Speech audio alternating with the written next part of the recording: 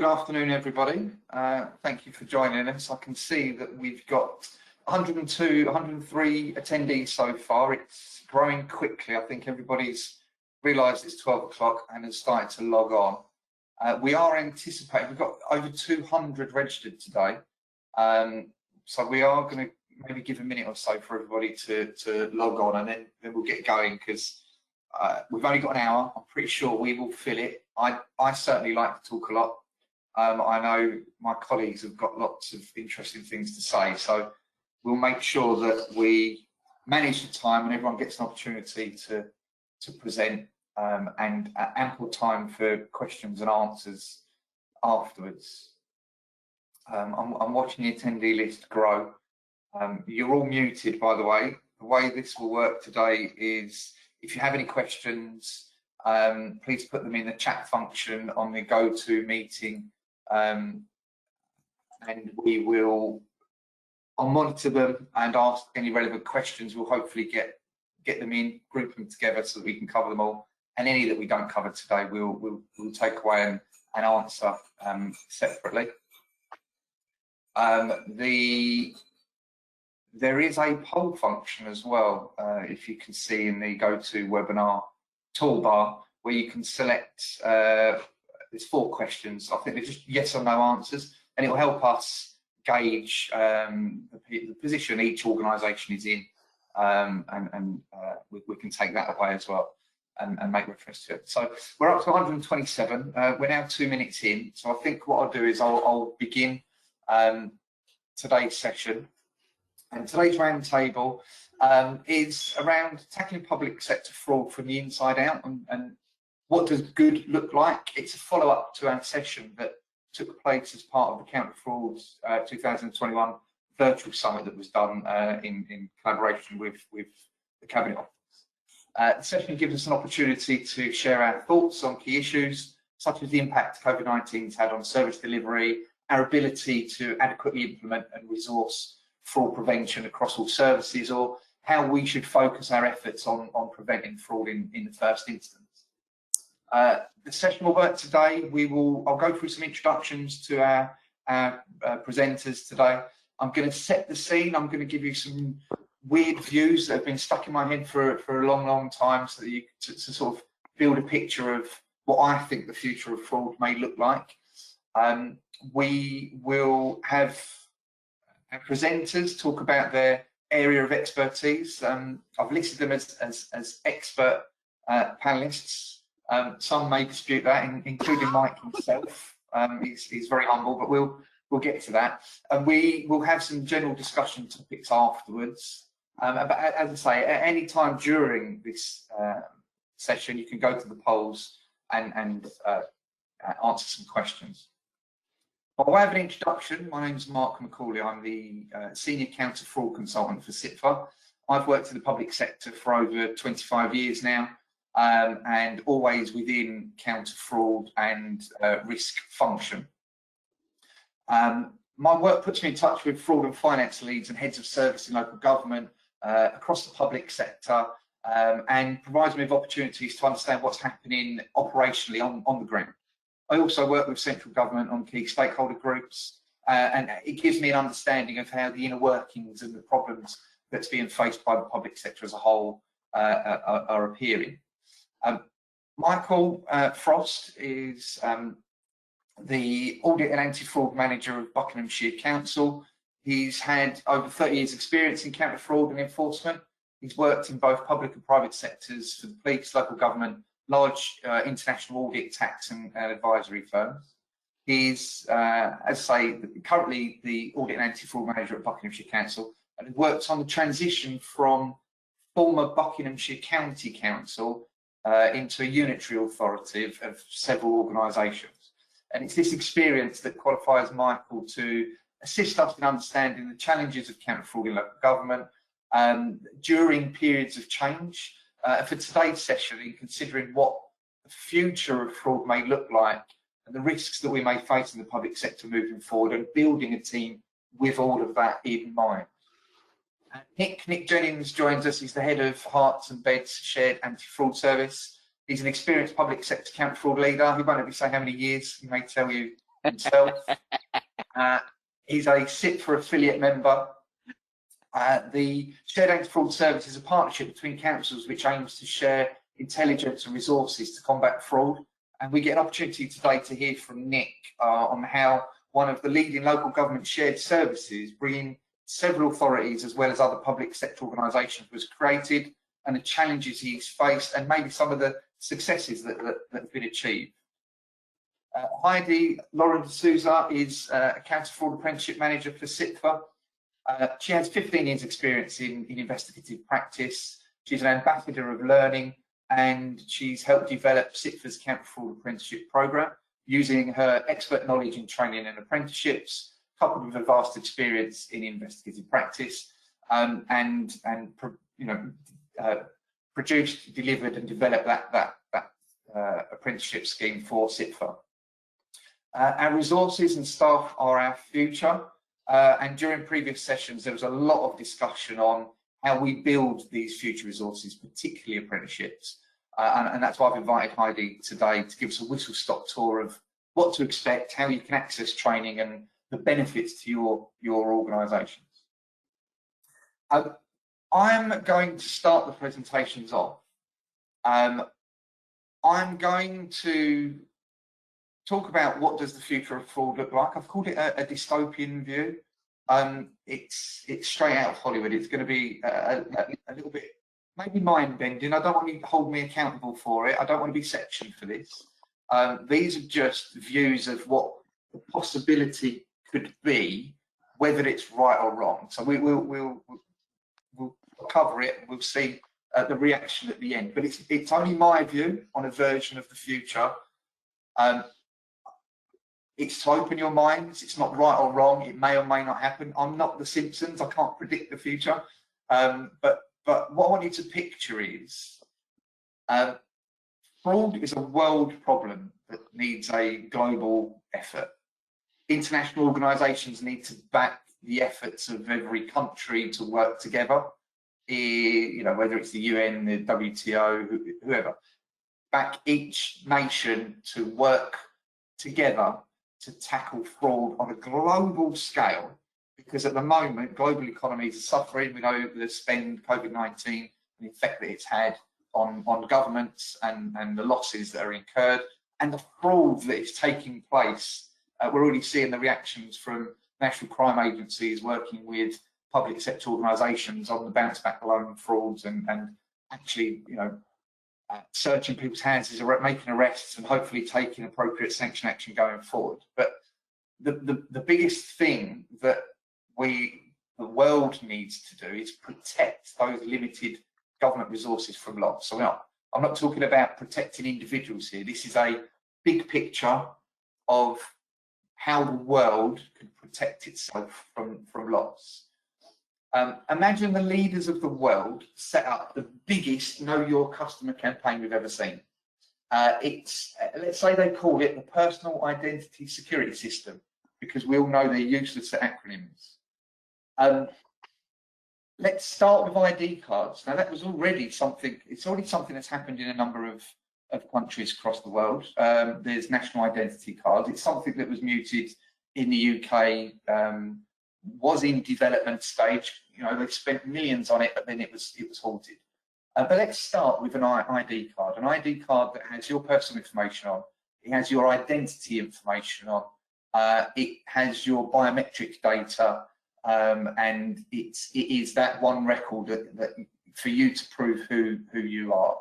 And what does it replace? Let's say it replaces passports, so that wherever we travel in the world, we're using this identity card for travel purposes. Let's say it also replaces our driving license. So it's got all of our travel information on, our residential information, our personal information, our driving information. It replaces your national health card. It's got all of your health records on it.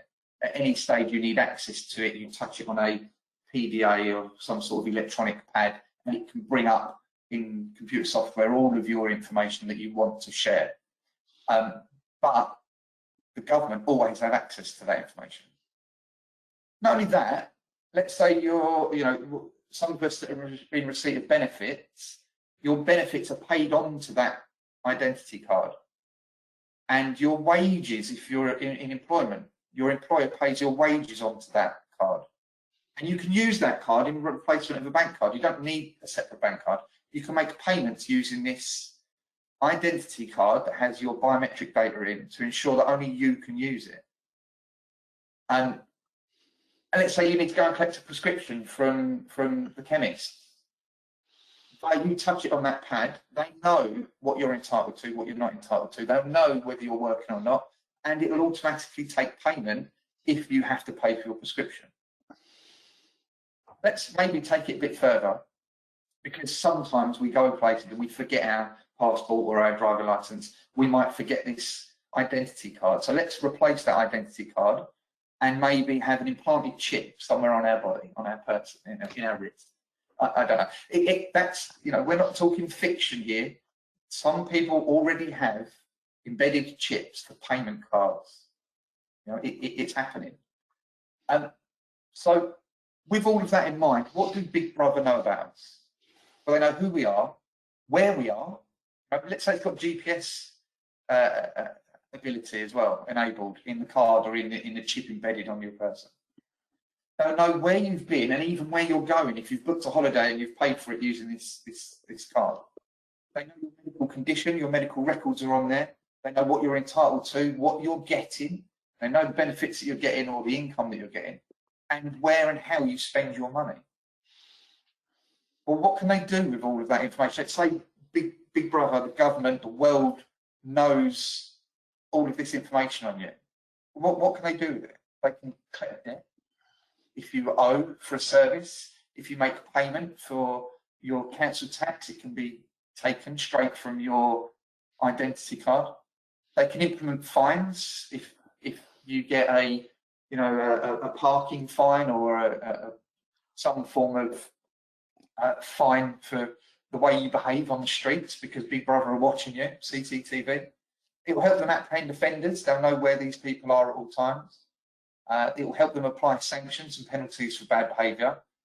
They can restrict your spending if they find that you're on benefits and you're spending, you're gambling or you're buying alcohol a lot, or they restrict that and prevent your cards from being used in certain locations. In the same way that sometimes they give vouchers to those more vulnerable people to prevent them from misusing their benefit money.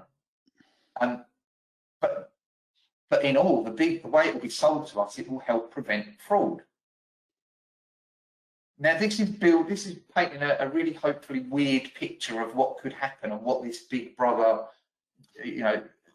situation could look like. But let's take it back a step. What's already happening? We already have mobile phones that have got GPS in. Some of us have Fitbits that track our location, and we can see on a map where we've been, how far we've run. They even knows how many steps we took. We use online banking. We tap and go. We've got an ability now to not even put a PIN number in, and that's going up to £100. Now, how many times can you tap before it triggers you to put your card in and put a PIN in? So that's already happening. We've got loyalty cards with big supermarkets that track our spendings and our habits.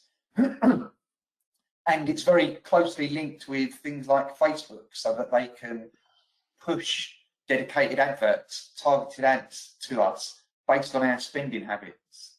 A lot of us already believe that our devices are listening to us. So if we mention, new hair growth products because you're follically challenged, all of a sudden you're on Facebook and you're getting adverts for hair products.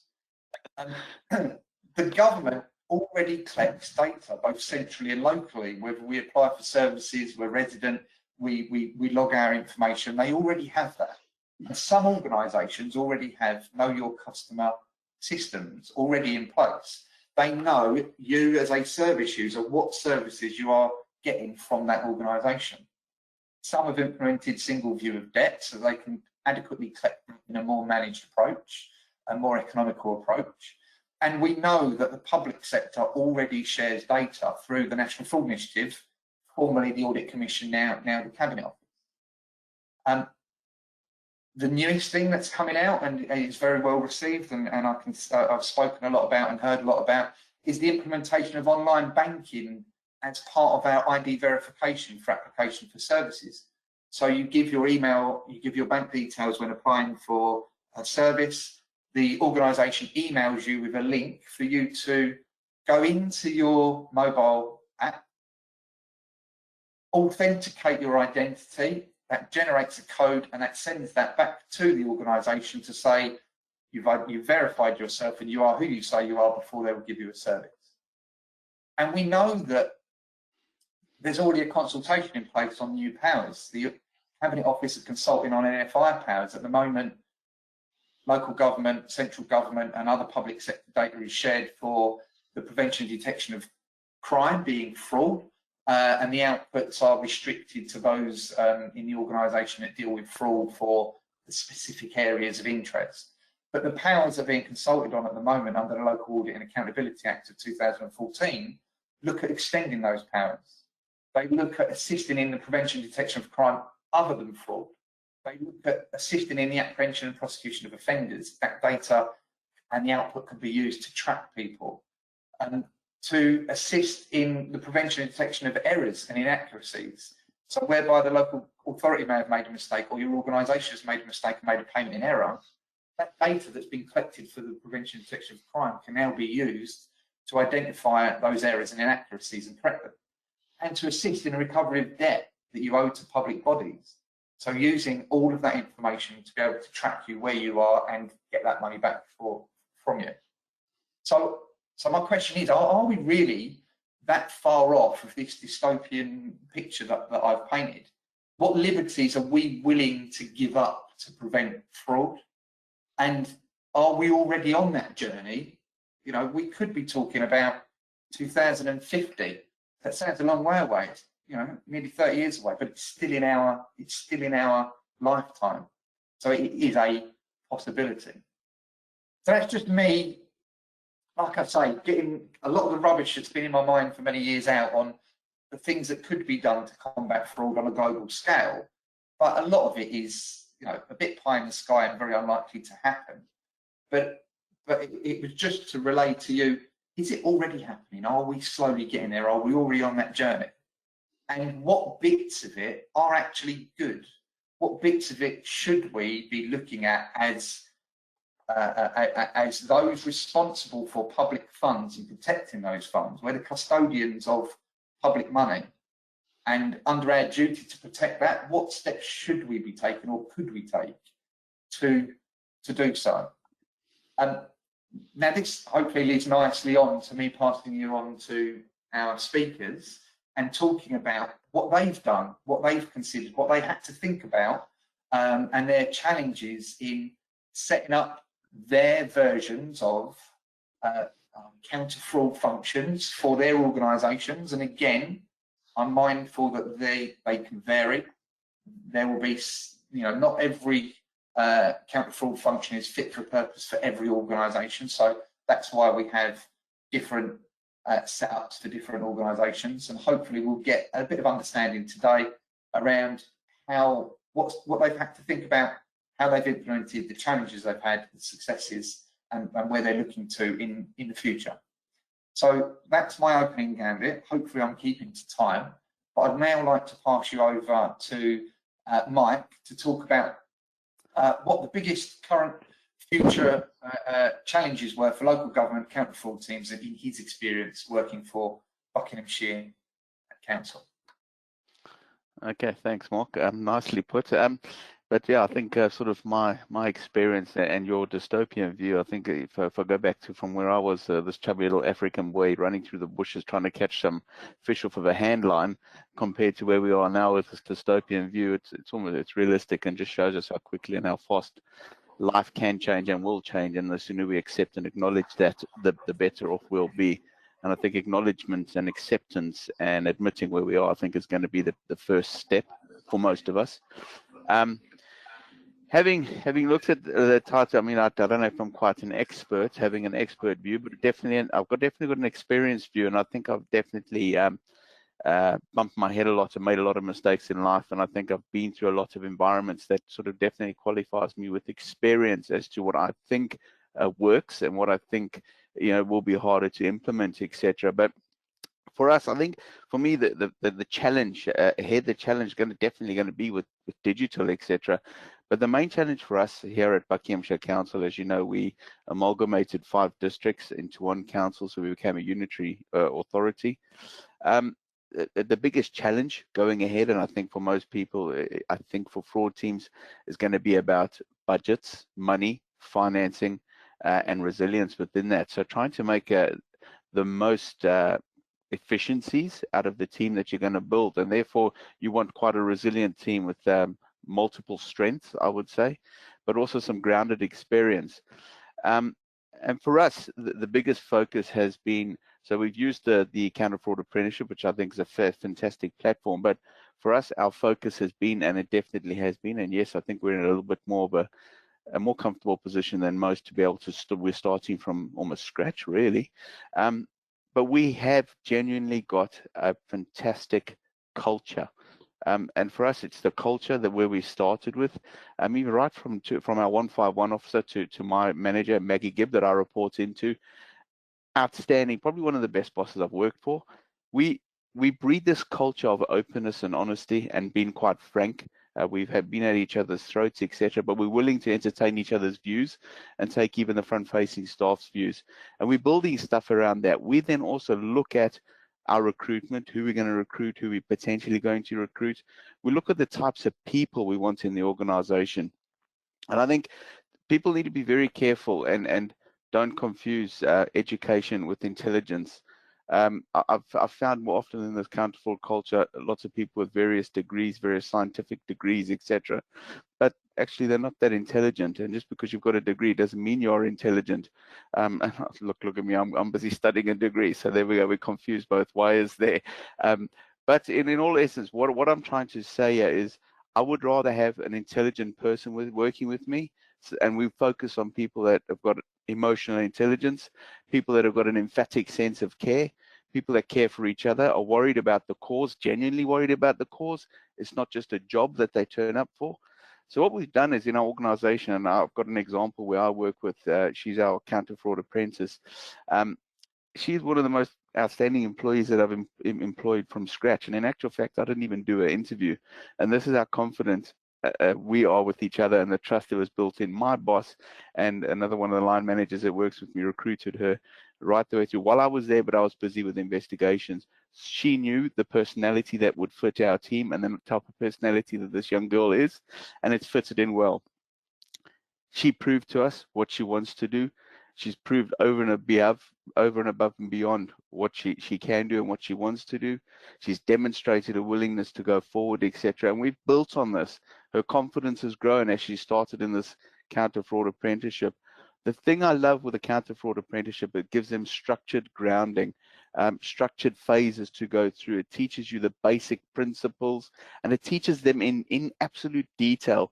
But not only that, they are then allowed to step out of that environment and apply that in the working live environment, as it were.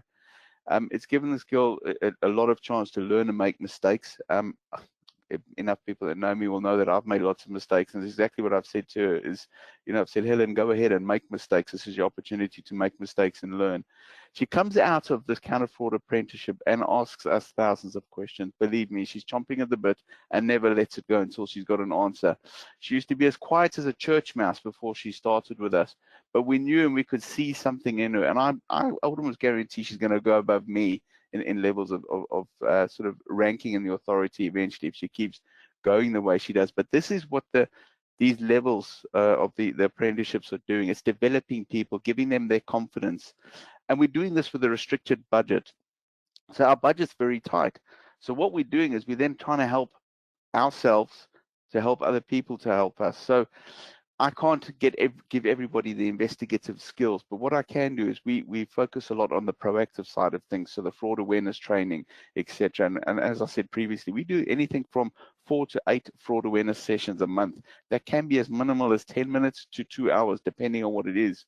And we'll work with a particular team. So if it's our payments team or our grants team or what have you, we'll spend a lot of time with them looking at forms, looking at the tricks and what the fraudsters will get up to. We share the NAFIN alerts. We share the alerts from CIPFA. We discuss them in an open forum. So much so, we even work with our procurement team as what have you. They do a lot of that background research. So when we find fraud is trying to get into our organization, we already know that these people are either doing research or doing the basics. So when a case does have to come to us, we've got a pretty decent case, and we've pretty much got a lot of the information we already need, a lot of the decentish sort of research, you know, open source stuff has been done because we've helped develop that. Our fraud team then liaise and talk with people with a very open dialogue. And we continue with this dialogue. The only person that we've recruited from the external side is somebody that a lot of you people will know very well, is Avril Drummond, one of the most outstanding housing investigators that we've ever had. Herself, I know what her background and her grounding was. Very much like Helen, learned literally from the ground up. She came through, did the ACFS. But what I'm trying to say to you is these shortened versions, things like the ACFS, anybody can go in and do an ACFS quickly. It's a 2-week course sometimes, they obviously vary now. But I like the counter fraud apprenticeships because it's structured over a long time. There's measured behaviors, there's measured skills that person can apply in work, gets tested at work, the manager verifies it. I have a good relationship and an open relationship with those people that are delivering the apprenticeship, and it's almost to the quality of a degree. I believe it can yet still go up another 1 or 2 levels. But that, for me, is the future of developing your teams on a shoestring budget. I do think, most importantly, we're still very old school in the way we investigate and we're looking at things. And I think probably a leader in looking at things digitally will probably be Kleinberg and his gang out there in Thurrock. You know, we need to also look at the digital market side of things and the way we look at things and investigate things digitally. So perhaps to consider bringing that sort of thing into the apprenticeship. I think if we've got that, we'll have a well-rounded product. But for me, in a nutshell, it's about the budget and culture. And I think if you look at the types of people you're going to recruit first, are they going to be part of your team? You can then mold them into what you want them to be for your team, for your organization. And I mean, I have 2 people that are current employees that are joining our team that we'll be placing on the various programs that are available, such as intelligence, you know, management systems. And each of our team are going to have a different strength and a different sort of quality that they're going to bring. We then work collaboratively with each other. We know each other's roles, so much so that I know the 2 people that report into me, if I had to leave tomorrow, they'll probably be able to pick up my role straight away, and the council won't have to sweat too much. And we try and share our roles and share our responsibilities so that when people are off sick, even with the insurance or with audit or etc., they can carry that can for another 2 weeks. So our team's quite resilient. We don't tend to suffer if people book off sick or are away for a while. But also, the most important part of us is our sort of openness and mindfulness with each other. We're very big mental health ethos. We check on each other openly. We check when people are suffering. We've got a bit of a system and a code when we talk to each other. We know when somebody needs a bit of time off and a bit of rest. And we work that way. We work collaboratively and well together. And if I haven't spoken too much, I hope that covers most of everything there, Marc. Mike's very much like me. We do like to talk. We could go on forever, and you can imagine what it's like when we get together in a room and start talking fraud, and it's a bit crazy. So for me, I got from that, there's a big emphasis placed on culture, the culture of the organisation, the educating and empowerment of the staff. Yeah, absolutely. And across the organisation, and upskilling the resources that you've already got. And again, you can see why I've invited Heidi to this session, because a lot of it naturally comes, the conversation naturally ends up resulting in talking about training and apprenticeships and stuff. So I can imagine a lot of the attendees today have probably thought about it, and hopefully Heidi will be able to cover that in more detail as we go forward. But Mike, something you said about the culture is that you're doing a lot of work on ensuring prevention is key across the organisation, and developing staff along that route. Yeah. So we all know that success is measured on performance and what we take to audit and governance committees at the end of the year or our superiors, and it's always been the case that fraud detection and fraud detected can be measured, and therefore you can, tangible results can be proven for return on investment. But fraud prevention, have you had any pushback because you can't necessarily measure how much fraud you've prevented? Yeah, I wouldn't say pushback, Mark, but for me, prevention is the key. It's a no-brainer. That's going to be the most cost-effective way you're going to do it. I think me and you both know, and I think lots of us that are on here, I can't actually see who the guests are or the other people that are on here, but once fraud is in the organization, it's going to cost you hundreds and thousands, etc., to get them out. I don't care what anybody says, how many cases they've convicted or how many, whatever they've got, how many pocket orders they've got, what is the real figures that they're bringing back home? It doesn't quantify all the reactive investigations for me. Unfortunately, we're never going to be able to block people completely. They're always going to be in the organization. So we're fortunate enough to be proactive, and this is our mantra, right from our chief exec right down through to us. But you can find our chief exec tomorrow. She'll tell you we are proactive, and that's what what we beat every day. We talk about it proactively. We're in people's heads. We've got that conversation going. Prevention is better than cure. I mean, just look at the ACFE statistics on Europe and fraud and what have you. Nearly 70% of their tip-offs, etc., have come through tip-off lines and fraud hotlines and etc. You know, so it shows that we definitely are starting to become a bit more aware to how it's more important to be proactive than reactive. We're always going to need reactive, I agree. But if we can prevent people from coming in, definitely we're on to a winner. So I've not really had any pushback from that, but for me the difficulty is how I interpret what I've saved or what I've prevented versus the value you can put to that.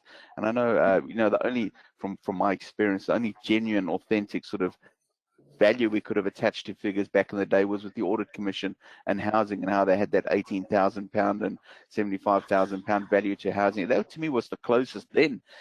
You know, so it's hard to put a value on it, but I've not had pushback from it, because if I say I've saved or prevented a particular amount, I can justify it generally. And we have these open conversations with my 151 and my boss, because she'd want to understand that data as well. And believe me, she'll question me. Okay, so for those of you who are attending that are not from the local government arena, what Mike was talking about there regarding the Audit Commission was notional values that were put on the cost of building a temporary accommodation property, or building a property, or taking someone out to temporary accommodation. So actually, in order to measure prevention, they come up with a formula on what it would cost had that fraud not been detected. So, you know, I'm sure that within your own organisations, there are values attributed to service delivery that is probably used in the same way, that notional thing. One more question from me, Mike, that's come up. You've gone from a unitary authority to a council, and it's not just you, is it? There were 5 unitary authorities. Yeah. That I presume all had different ways of working, or different setups, or even if they weren't too different, there were some dissimilarities. Kind of how did you cope with that? What did you have to consider and think about going forward? I think in many ways I'm fortunate to have had Maggie Gibb with me. She basically has been our sort of our structure there, and we've all filtered in from there. So Maggie's a very experienced campaigner, has worked in and out of local authorities and whatever. And we looked at when we started, and it wasn't just about what I was doing, it was mainly driven also from what Maggie was doing. So we looked at what the other authorities had, our sort of districts, put it that way. And they all operated in various different ways. Different departments did different things, and there is still, in actual fact, different departments doing some different investigations. So if you think about things like council tax and things like that, and SPD were handled by they didn't actually have a fraud team. Buckinghamshire County Council didn't have a fraud team even until recently. So I originally came across from when I worked at that public sector firm. When I came across, I was working for them as a partner, and I came across, and there wasn't actually a fraud. I actually came across as the audit manager, and we've since developed that role. So how it generally started was we realized, hang on, we really need to tackle this fraud. And Maggie was very much of the proactive area now. And she's literally almost withdrawn me from the hands-on investigations now, because we've developed our team. I am focusing solely on the proactive stuff. Well, I've got 2 or 3 girls working on the actual investigations and being proactive, and then another 2 people more on the proactive and management side of things. So initially it was myself, then this young girl, Helen, that we started on our apprenticeship program, who then showed exponential experience. She just was so good. We had to get her onto the program quickly and give her some sort of confidence. And we then brought in another girl from one of our district councils. We thought her personality, her experience, and her belief, she's one of our more sort of phenomenal girls that we've brought in internally, has then enabled me to now step away from the actual hands-on investigations, because I now entrust her to work with our apprentice. So the apprentice works very closely with her. And this girl, she doesn't mind me mentioning her name, Katie, it's worked very closely with Helen, day in and day out. If they've got any issues, we're on the phone to each other. So it's building that strength within each other and that support structure. Helen can phone me tomorrow, Helen can phone Katie. So we sourced somebody, and we're very lucky to have somebody like Katie to come in and help sort of, alleviate any stress or pressures, really. Okay, thank you. And that probably leads me quite nicely on to my next guest, our next presenter, Nick.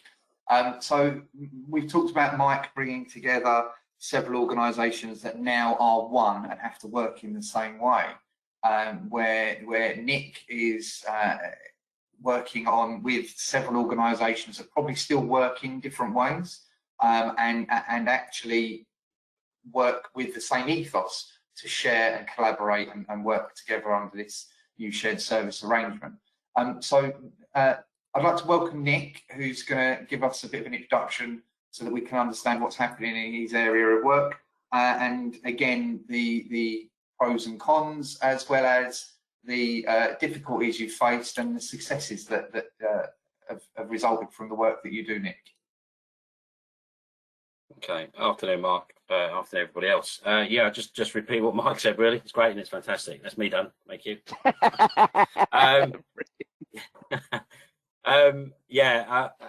Right. Okay. Slightly different story for Hertfordshire. So you can take it as read about people, quality, things like that. I'm not going to go into too much detail about that because I think Mike's covered most of it. If you're going to make this work, if you're going to make a team work, you've got to have good team players. You've got to have a good team. You've got to have people that are enthusiastic, that want to learn, that want to develop, and as well, sadly, sometimes you have to see those people leave the organisation as well to go on and and work in other organisations and build their careers, and that's sad at the time, but actually, with a little bit of time passed, it's really good to see those people, really sprouting into the next generation of fraud people, anti-fraud people across the sector.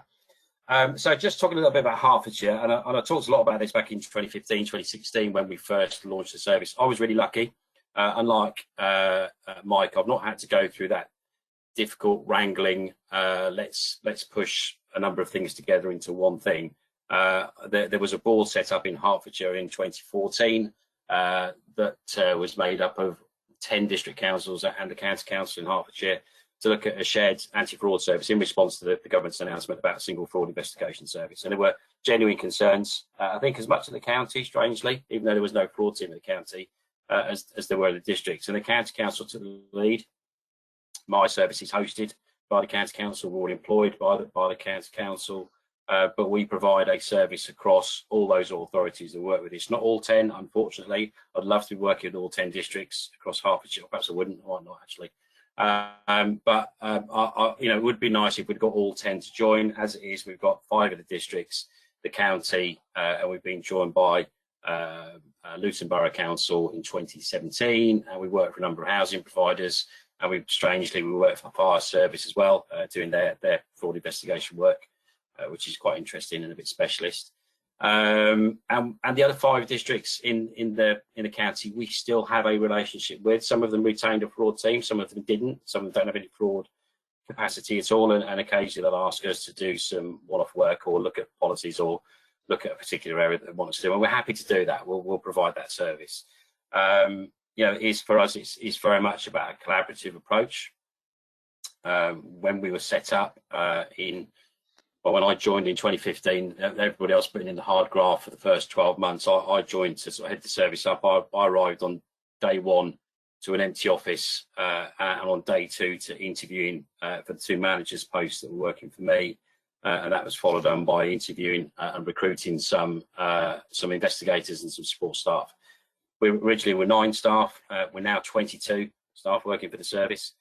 We were a 2-year program, a 2-year project. So the intention was that with the counter-fraud funding that came from central government in 2014, 2015, that would pump prime our activity, allow us to build a service, and then after the 2-year pilot, we would be cost neutral. So the intention was at the end of year 2, we would be finding, and it's this interesting question around, is it a saving, is it prevention, is it new revenue? I'm not going to bore anybody with that conversation because it is particularly dry and boring. But the intention was that we would be cost neutral, so we wouldn't cost anything. And if we saved any more than that, then that was fine. Everyone's a winner. So 5 years on now, so we've got 22 staff. I think we cost just over £900,000 a year. And at the end of this year, we're reporting savings, new revenue, fraud detected that we can collect of just over £10 million. So we're sort of slightly more than cost neutral. We get very excited when we find a massive £1 million fraud because that makes us look really good. The people in the finance teams don't get quite so excited because they've got to recover it, but hey ho. So some of the cons, first of all, of working in a shared service, as you picked up, Mark, we've got 7 primary organisations that we work for who are all different. They're all different animals, they're all different sizes, they've all got their own local issues. So fraud has a varying level of visibility and impact in those organisations, and we have to manage that. They're, you know, at the end of the day, they're our clients, they're our customers, if you want to take that view. So we have to make sure we provide the service that works for each one of those individually. The prevention message is a really important one. You know, we do lots of training across those authorities, fraud awareness training. We look at policies, we look at new risks that are emerging to see how they'll impact on service delivery for those organisations. So that's a big piece, but you've got to deal with 7 organisations to implement those changes. It's not one policy that we need to change each time, it's 7. And that's then getting a decision made by either a Section 151, a monitoring officer, going in front of various committees. So last night I was at audit committee, but they don't call it audit committee, they call it finance, audit and risk for some strange reason, North Herts Council. Last Friday I was at Luton Borough Council's audit committee. Next week I'm at East Herts Audit and Governance Committee. So, you know, we're talking to those committees all the time about the work that we do. So, but all different. That's great. That makes my job more interesting, I suppose, in some ways. So that's the downside. Again, getting anything signed off. We want a data sharing agreement across all 7 authorities. It needs to go through 7 legal teams, and I can guarantee that every single one of them will have changed some part of it by the time it gets back to the first. It will then say, I don't like this bit that's being changed. So that's always a real challenge, working for 7 very different organisations. But the benefits, and the benefits are huge. That resource that I've got of 22 people is fantastic. That allows me to do all the stuff that you can't do, or is harder to do, I think, as a single organisation. That means I can recruit fraud risk assessors. So I've got a member of staff working for them in the moment, working in children's services at the County Council, getting right down to a service level risks. Where are all of the risks across children's services? Hertfordshire County Council. That's a service with a budget of around £450 million a year, and we've got 480 schools across Hertfordshire. So that's a big piece of work. I can do that as HCC, as a county council. There's no way I could invest that amount of time and resource in doing that. Financial investigators. I've got a financial investigator. I've got a financial intelligence officer. We work really closely with training standards. We also share their financial investigator. We do data analytics. We play with data all the time. It's great fun. We can quite literally. I've got two data analysts work for me. We can just say this might be good. Why don't we just have it? Let's just see what this does and see what comes out of it. So we've run numerous projects over the last 5 years, looking at how we can use data in a slightly different way. So we've got our fraud hub across the county. That's hosted by the Cabinet Office. That allows us to do, and people get upset about NFI, but if you did NFI with better quality data and you used NFI to make your data better quality, then you get better quality outcomes, and that's what we find now. So we push the data into the fraud hub more frequently. We push the results out to teams. So rather than dealing with NFI every February and everybody going, we're too busy, we can't do it, actually becomes part of business as usual. Matches go out to people, they deal with it as the change happens. so you don't get bigger fraud losses, which is sad because we don't get massive fraud losses to prosecute people for, but it means we're preventing huge amounts of loss. So so there's some of the pros. What else have we got? The other thing is, again, having a large team, we've got career grades. So echoing some of the things that Mike was saying, it allows us to recruit somebody with no experience and no qualifications at all, bring them in, train from scratch, and they can, as we did with one officer recently, very sad when she left, she went off to work for one of the big audit companies in a senior role. She came to us initially as just a bog standard, quite low level fraud investigator. When she left, she was my best investigator, so losing her was devastating at the time. And I hope there's none of my other team listening, because they're all great as well. But it is, you know, as well as that, it allows us to share information across partners. We can share intelligence, share knowledge, share skills. That they're the great benefits of working in a partnership. And I've probably rabbited on far too long, Mark, so over to you. No, what's great about that, Nick, is that I had several questions around return on investment and funding that you've covered, and risk, about embedding a culture of risk. Going back to what Mike said, it's the culture, risk and risk management, and fraud risk in particular has to be pushed as part of the culture. There's too many organisations that focus on strategic and operational risk that doesn't encompass on fraud risk at all. So that's great to hear. And I like the fact that you keep referring to your team as a large team, and many people will picture that 22 staff, that's a big team. But you're quite right in the sense that if you weren't a shared service, you would literally only have 2 or 3 people in each of the organisations, and that is not enough to do the amount of work that is required for each organisation working alone. So although you say you've got a big team, you've probably actually made cost savings by sharing those services. That's huge.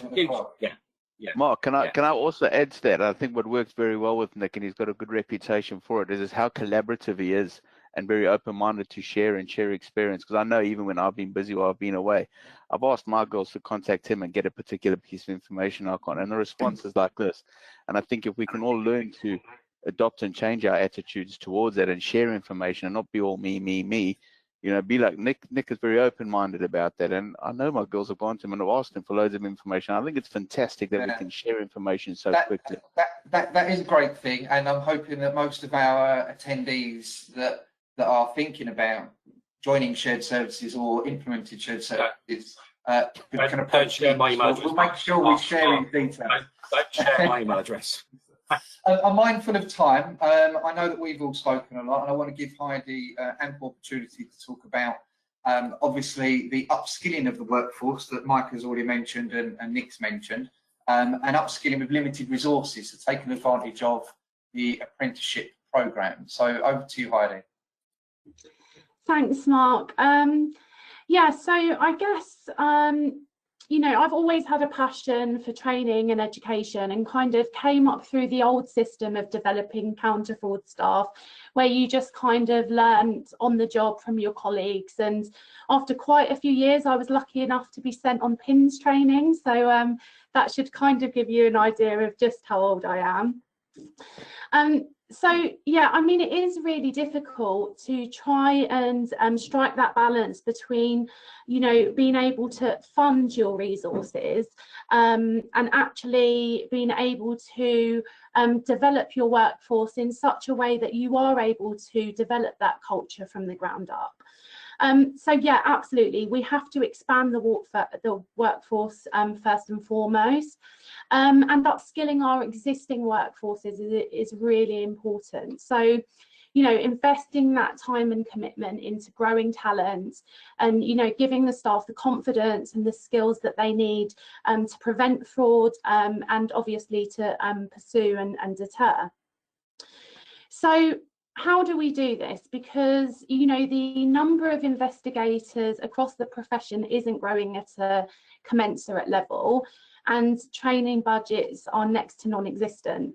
And it's also kind of quite difficult to get the budget sometimes to recruit new staff. And many of us sort of seasoned investigators, if you like, are perhaps getting nearer to the say, the later years in our profession. So succession planning is really vitally important. But I guess you all know all of this, and what you really need is a practical solution. So today you're all in luck. You didn't know this when you signed up for the webinar, that there'd be a counter-fraud fairy godmother here to make all of your resourcing dreams come true. So yes, there is a solution, and that is, of course, the new counter-fraud apprenticeship. So apprenticeships are a really cost-effective way of developing people, and that really doesn't matter if they're school leavers, graduates, or professionals looking for a change in career a change in career direction. You know, it's suitable for everybody. That old myth of apprenticeships are, you know, only available for school leavers, that really isn't the case. So there's significant funding from the government to cover the cost of the training. It's actually a maximum funding band of £15,000, and that covers the apprenticeship training in full. Also, Rishi Sunak just announced an extension and an upgrade to the incentive payments that are available to employers. So if you do take on an apprentice to strengthen your counter-fraud response, increase your resources, then you can actually claim an extra £3,000 for your authority per apprentice. So it really does make sense to take advantage of the apprenticeship levy and utilise those funds. For organisations who don't pay into the levy, they can still access the apprenticeship too, and they can actually access 95% of the funding, which is huge. So I guess one of the things that I'd just like to end on is just to reiterate the fact that apprenticeships are available for everybody. They don't have to be used for new employees. You don't necessarily have to go through a long, laborious recruitment process to access the apprenticeship. You know, you might have someone working in admin or intelligence or another support role who you think might be suitable, and they would equally be eligible for the apprenticeship. So it really is a win-win. I'm conscious of time, and I know that Marc would like to take some questions, so that's my good deed done for the day. I'll wave my magic wand and pass you back over to Marc for the next segment. I have to point this out because it's the only comment in our chat box, but Nick points out, Heidi, that PINS was over 20 years ago, so you've probably been lying about how long that you've had counter-fraud experience. But as he won't tell us how long he has been, we won't comment any further. It's Marc, interesting. Could I just add to that? You know, with that apprenticeship that Heidi was talking about, it's really good because it's an investment in your staff, and it's a demonstration, I think, from the organisation to say, you know, thank you. We're investing in you. We trust you for the future. We want to develop you. And this is the brilliant thing about this apprenticeship, is it's showing trust, it's showing confidence, and it's showing, hang on, we want to invest in you because we believe in you. Come on, now you work with us. Let's work together and push on, really. And it's also part of the wider counter-fraud profession, Cabinet Office are pushing. That's great because finally we're being recognised as a profession, and can become part of an association of, you know, professionals that can you know, for the better of the individuals and the organisation, which is great. And the other thing, Heidi, and again, this is why I invited you along. There was a lot of talk about apprenticeships going forward, and it actually fits in nicely with the limited resources we've got going forward as well, that you can actually take advantage of government levies and stuff, but also that the CIPFA apprenticeship carries with it the opportunity to become an ACFS as part of the journey. So you get that as part of the development. So thank you. And again, any questions that do arise, I will ensure they are forwarded to Heidi to answer. I've been informed that some questions have been asked in the questions section of the webinar, but I can't see any. So if anyone has got a question, can you please make sure it's in the chat function? I'm mindful we've only got 5 or 6 minutes left. Other areas of discussion that we were talking about, let me just go back to sharing my screen. just so you can see. I'm hoping you can see that again. The presentation slide shows that we were going to talk about how local government can prepare itself for change. I think we've pretty much covered that in the presentations, and the fact that it's about understanding what the difficulties you face are, and actually coming up with a solution that is fit for purpose for you, that might not be the same for everybody. You know, the arrangement in Buckinghamshire might not work for Hertfordshire, and likewise the arrangement in Hertfordshire might not work for Buckinghamshire, and that obviously extends across every organisation. Some will be able to work together, some they have to actually maybe take over other areas of work rather than sharing the responsibilities. The role that central government plays in enabling and assisting local government, I think the LGA, Local Government Association, has a role in ensuring local government's got a voice where we need new powers, where we need support, where we need to be able to relay difficulties back to central government, whether it's funding difficulties or the likes. The LGA gives us the voice, and through the MHCLG, the Ministry of Housing, Communities and Local Government, we should be able to voice our concerns as local government, so that central government can enable us, give us the powers, the tools to fight fraud effectively. And then the role that CIPFA has for local government counter fraud is that we can bring together.